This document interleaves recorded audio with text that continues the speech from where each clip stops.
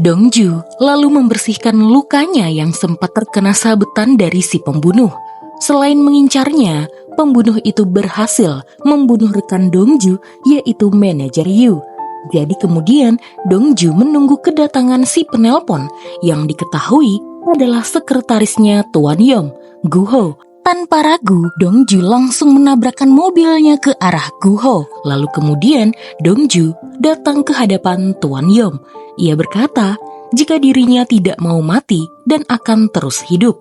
Jika tidak, maka ia akan membawa kabur dana gelap milik Tuan Yom yang selama ini Dongju curi. Jadi, jika ia mati, uang tersebut juga ikut menghilang. Ternyata untuk mengamankan diri, Dongju mencuri dana-dana gelap milik Tuan Yom dan jumlahnya 39 miliar. Mendengar hal tersebut, Tuan Yom begitu terkejut. Hampir saja ia kehilangan uangnya dalam sekejap. Ia pun memerintahkan Dongju untuk segera mengirim uang tersebut ke bank Swiss miliknya. Jika tidak, Dongju tidak akan bisa keluar dari tempat ini hidup-hidup. Dongju lalu mengirimkan uang senilai 2 miliar. Sisanya akan ia kirim secara bertahap setelah keamanannya terjamin. Ini semua karena Tuan Yom tidak bisa ia percaya lagi. Setelah memastikan uang tersebut masuk, barulah Dongju bisa pergi. Saat hendak pulang, Dongju bertemu dengan Enam yang juga hendak pulang ke rumahnya karena barusan bibi suaminya alias istri Tuan Yom memberikannya lauk. Tanpa ragu, Dongju langsung mencium Enam karena takut tidak bisa melihat Enam lagi. Enam bingung apa maksudnya.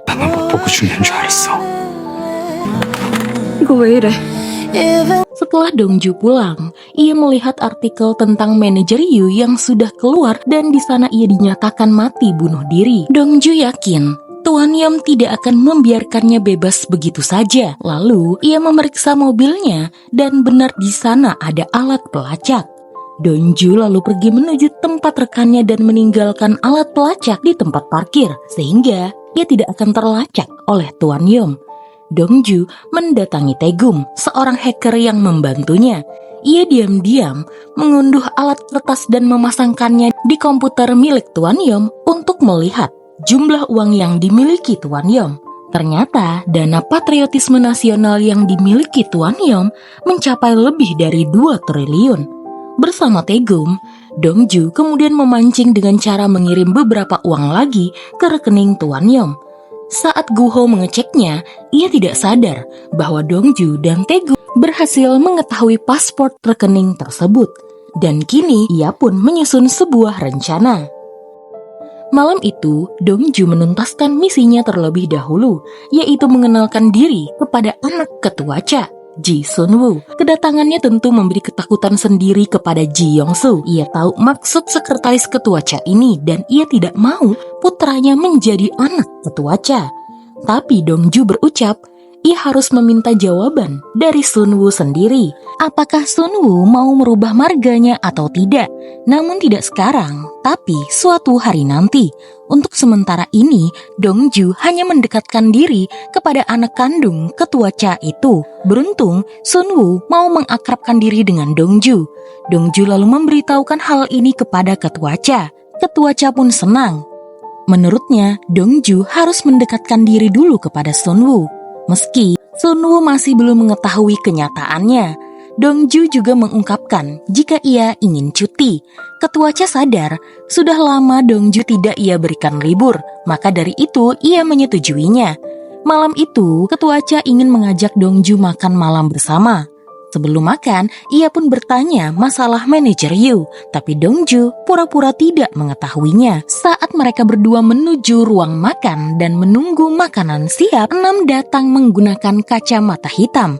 Ternyata matanya lebam. Mereka semua mengira Enam baru saja dipukul oleh suaminya Huichol. Namun ternyata saat melihat Huichol datang, keadaannya lebih parah. Ini bukan KDRT, tapi mereka sama-sama bertengkar. Huichol mengajak Enam pulang karena ia malu, tapi Enam menolak dan melepas tangan suaminya hingga gelang yang menutupi tato di lengannya pun terlihat. Tato itu juga pernah Huichol lihat saat menggendong Dongju yang sedang mabuk. Ternyata perkelahian ini dipicu karena Hwachol tahu hubungan Dongju dan juga Enam.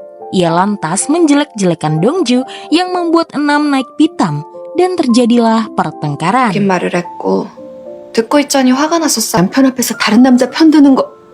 Setelah Enam kembali ke kamarnya, diam-diam Dongju menyelinap ke dalam dan menemui Enam. Ia mengusap pelan lebam di mata Enam lalu memeluknya. Sebelum pergi, Dongju memberikan ponsel sekali pakai dan menyuruh wanita yang ia cintai itu menunggu telepon darinya. Setelah itu, Dongju memulai rencananya. Ia menghubungi Tuan Yom jika ia akan melunasi semua uang yang ia curi. Ia memastikan bahwa Tuan Yom sudah menerima uang tersebut dan masalah ini benar-benar sudah selesai. Tuan Yom meminta Dongju untuk melupakan masa lalu dan semoga mereka berdua bisa rukun. Tapi tanpa Tuan Yom ketahui, Dongju sudah mengubah paspor rekening yang berisikan 2 triliun tersebut. Setelah itu, Dongju pergi berlibur. Ia menyewa sebuah kapal di tengah lautan dan menunggu kedatangan Enam. Saat itu, sebenarnya Enam datang dan ingin menemui kekasihnya. Saat berada di dalam taksi, ia sempat bermain-main dan menyatakan jika dirinya tidak akan datang.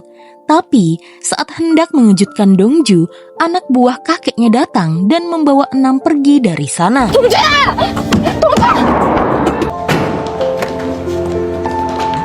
Sementara itu, Dongju tidak patah semangat. Ia paham mungkin Enam tidak bisa leluasa menemuinya, sehingga ia pun mengirimkan video sedang bermain biola dan menggunakan jas yang bagus. Saat itu, tiba-tiba sebuah bot menghampiri kapal Dongju dan tiba-tiba langsung menembaknya. Dongju mencoba melarikan diri dengan melompat ke dalam lautan, hingga ia pun dinyatakan tewas dan menghilang. Pelaku yang membunuh Dongju adalah Huh Il-do. Ia meminjam pistol milik Tuan Yom. Mereka berdua lalu merayakan kematian Dongju. Tuan Yom akan memberikan upah kepada Il-do karena sudah membantunya untuk menyingkirkan pencuri uangnya. Tapi saat Guho ingin mentransferkan uang tersebut kepada Il-do, ia tidak bisa melakukan akses apapun karena sandi rekening tersebut sudah berhasil Dongju rubah. Tuan Yom yang mengetahui jika tidak hanya uang 39 miliarnya kembali lenyap, tapi 2 triliun lebih langsung menggila. Dan ia malah menyalahkan Il-do, karena Il-do lah yang sudah melenyapkan Dongju, satu-satunya orang yang mengetahui sandi paspor banknya. Kini Dongju telah tewas. Tuan Yom ingin Il-do mengembalikan uangnya. Ia tidak peduli uang dari mana, yang jelas uang itu harus kembali kepadanya.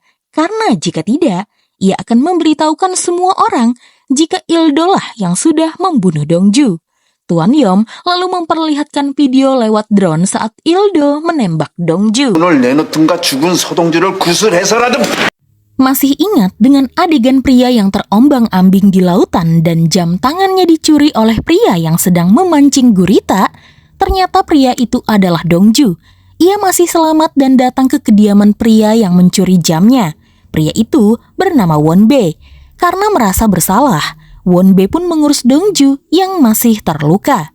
Sementara itu, Il-do pun kembali ke rumah dan mencoba masuk ke dalam ruang kerja Ketua Cha. Di sana, ia pernah melihat ayah mertuanya menaruh catatan sandi brankas di sebuah buku. Ia pun mengambil buku tersebut lalu pergi ke ruang rahasia yang berisikan brankas uang. Sayangnya ternyata sandi tersebut tidak bisa digunakan lagi karena baru-baru ini Ketua Cha sudah merubahnya. Habis sudah harapan Huh Il-do, di mana lagi dia bisa mendapatkan uang sebanyak 2 triliun. Satu-satunya harapan adalah So Dongju hidup kembali dari kematian dan datang ke hadapannya. 네가 부활이라도 해줘야겠다.